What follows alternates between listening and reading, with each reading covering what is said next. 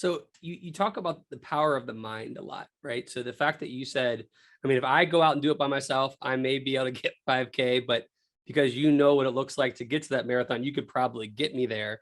How do I start creating the mentality and the confidence that you have, or any of us, not just me, but how do we create that confidence or that self-talk to help us get through whatever challenges that we're faced with right now? Yeah, this is one of my favorite words. It's called catastrophizing. Catastrophizing is looking into the future at an event that hasn't happened yet. It's typically the worst case scenario, and then we give it all of our power and attention. And that is so destructive, and we all do it. I was on a race in Fiji. It was the world's toughest race, is what it was called.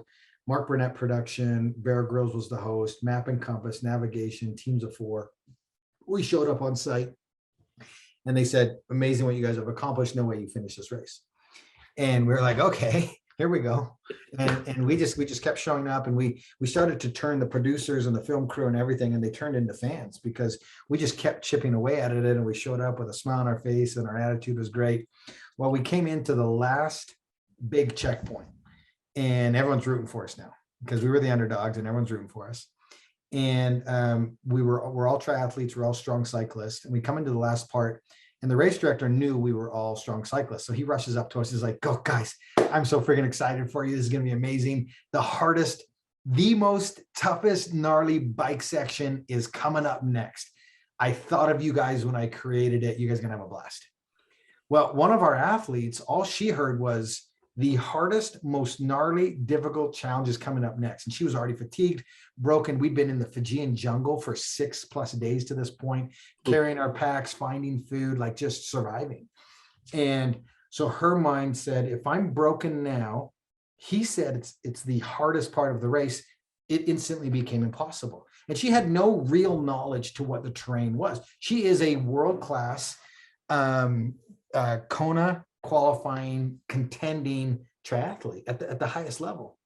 And so we left camp on our bikes, and we were just fired up. We were super excited. We were like, yeah, we've made it past the hardest parts of this race, and we are cyclists.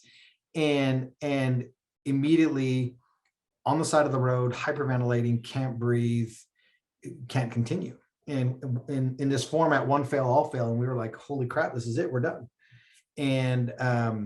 And so I just had a really long conversation with her, and I said, look, I can push your bike.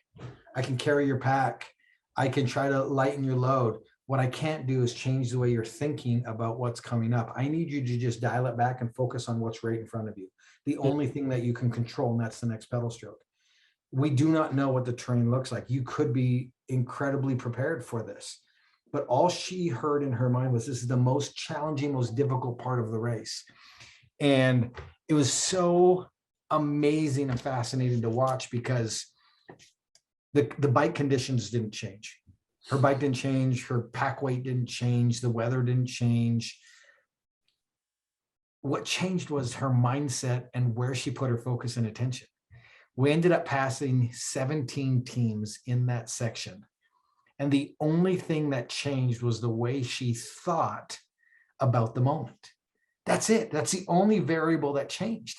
And so it was just such an unbelievable front row seat lesson to me about how powerful our thoughts are and how we are wasting so much of our energy on an event that hasn't happened yet in our lives. I mean, how many of you listening to this right now are like, you find yourself sitting in a situation, you hear some news, you do this, or you start to panic and you start to get filled with anxiety and depression, and now you don't even take action.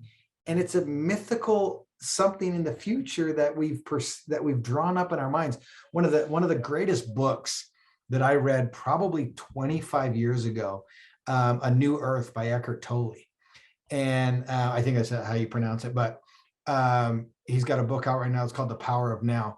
But that book for me, like 25 years ago, it's about ego, and it's about the conversations that we have in our heads about mythical events. Or let's say you and I get into an argument and you've moved on, and I am replaying the conversation over and over and over in my head. And it's no longer, you don't care. You've moved on because you're mature enough to like, that was his opinion and this and that, and you moved on.